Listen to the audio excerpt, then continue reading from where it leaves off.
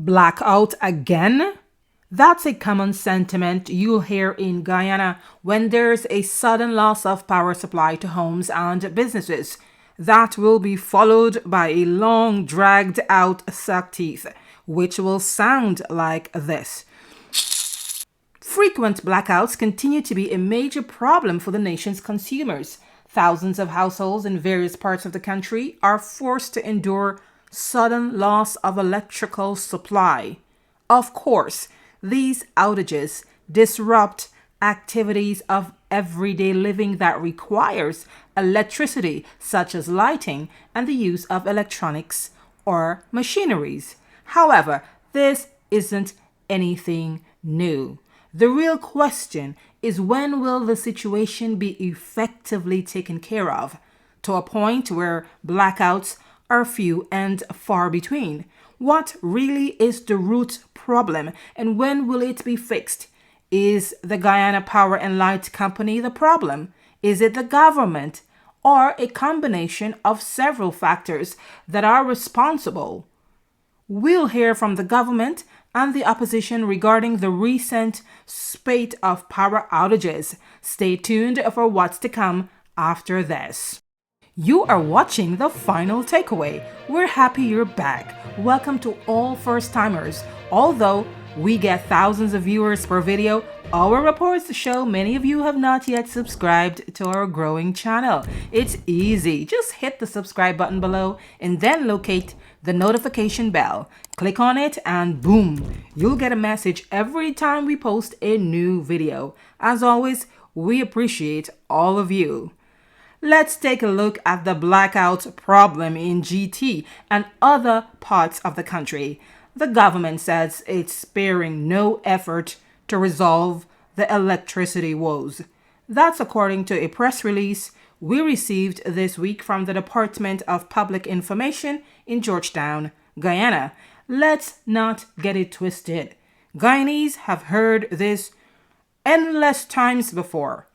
Is this just another promise to quiet consumers, or are they really going to see a significant improvement and enjoy reliable current?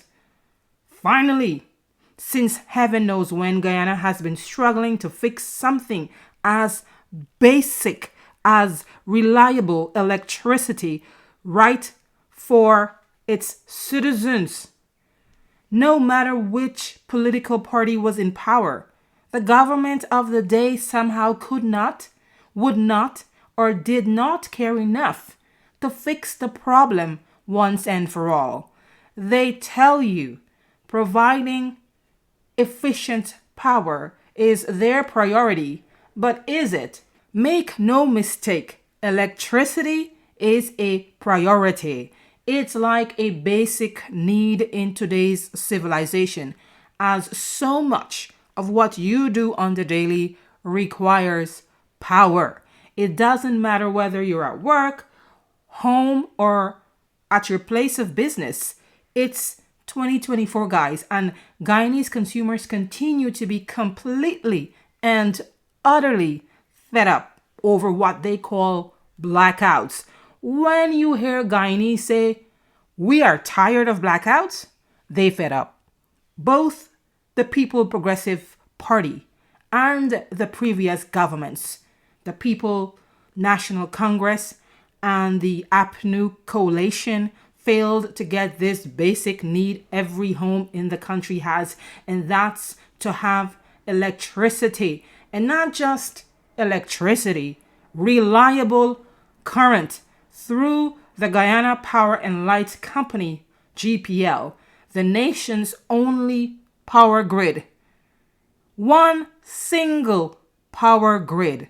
Why isn't there 2 or 3 power grids or companies responsible for keeping and providing reliable power to the nation? As far back as you can think, GPL never had the ability to efficiently and effectively, on a long-term basis, satisfy the electricity demands of customers. Ashni Singh blames the current spates of frequent blackouts on an increase in GPL customers. Singh, who is the senior minister in the office of the president with responsibility for finance and public service, he said, quote, "The reality is there are more customers and they are demanding more." Singh says there are currently 227,000 plus GPL consumers. This begs a very obvious question.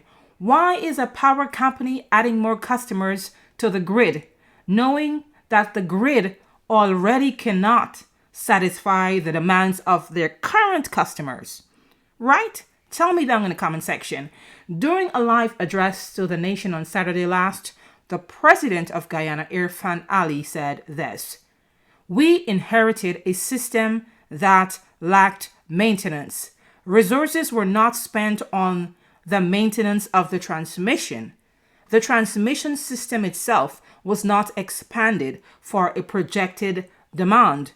The distribution network also had limited maintenance. We had inefficient transformers and we had issues with technical and non-technical losses." In other words, Ali is saying GPL had a faulty power system to begin with when they took office. Who cares what was inherited? When a party comes to power, they have to hit the ground running when they take office. PPP or Coalition or APNU or whatever party, they're expected to fix what needs fixing and to develop the country. It's as simple as that. That's what progress looks like. And it's the bare minimum, guys, expected of whatever government is in power. We're not going to play politics here today, okay? Electricity is something everyone needs all across the country, regardless of political affiliation. They can all agree on this one thing, that they need electricity to survive. Well, not to survive, but to at least carry on with daily living. One of the most disliked aspects of politics is when political parties play the blame game. Each tends to blame the previous party that was in power for why there is no progress in a particular area. It's what we call deflecting. In other words, shifting the blame to make an excuse for why Guyanese are still dealing with blackouts. In this day and age when Guyana is making billions of dollars in revenue from oil and other natural resources, the citizens should at least have a reliable power supply. President Ali went on to say this: "We understand, yes, there are issues that we're dealing with the GPL, and we are working on the technical issues, the capacity and capability issues, but the government is investing to make this better." In a press statement dated April 4, 2024, from the office of the leader of the opposition party accused the government of, quote, "purchasing used generators that others have discarded."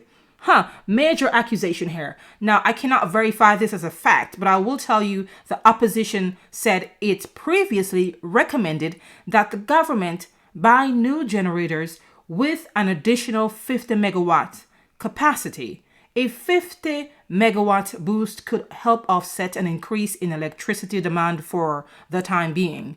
More generators should be added as a backup to the very old GPL engines as electricity demands rise. Overall, it will help improve energy security in the country, says the opposition. Based on reports from Ashni Singh, more than 40 megawatts of electricity have been added to the national grid over the past 3 years to cope with the rising demand for electricity. Another 36 megawatts are expected to be added from emergency generators based on an agreement with Qatari Power Company, UCC. On top of that, the government spent 27 million US dollars on 17 generators, which are expected to boost GPL's capacity by an additional 30 megawatts. All but 3 of the 17 generators have been installed.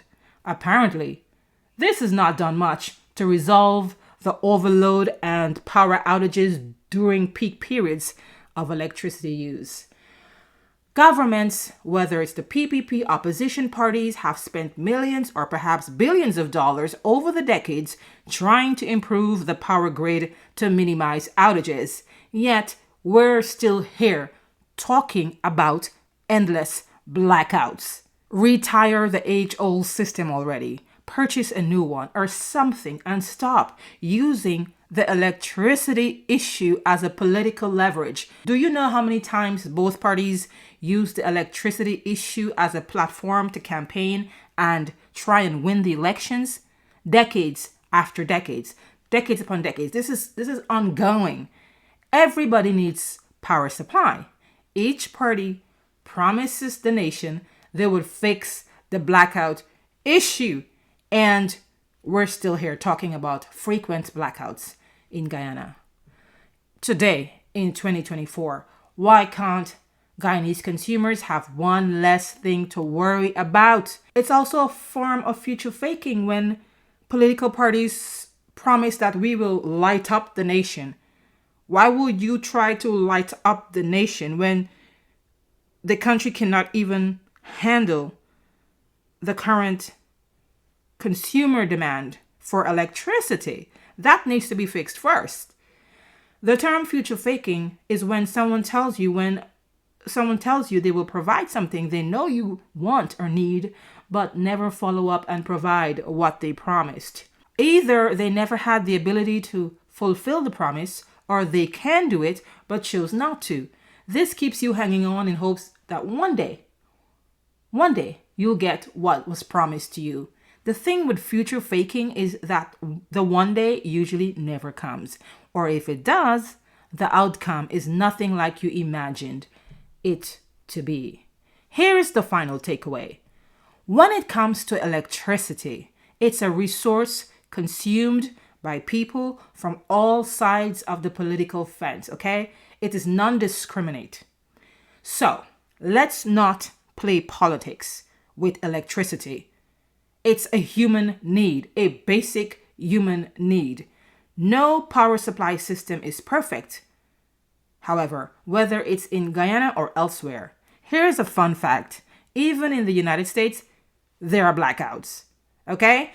As it relates to Guyana, what consumers and their families really care about is getting a reliable power supply on a long-term basis, especially at night when having lights is crucial for the safety and security of families. Hopefully one day, constant blackouts are going to be a thing of the past. Thank you for watching to the end. See you in the next episode.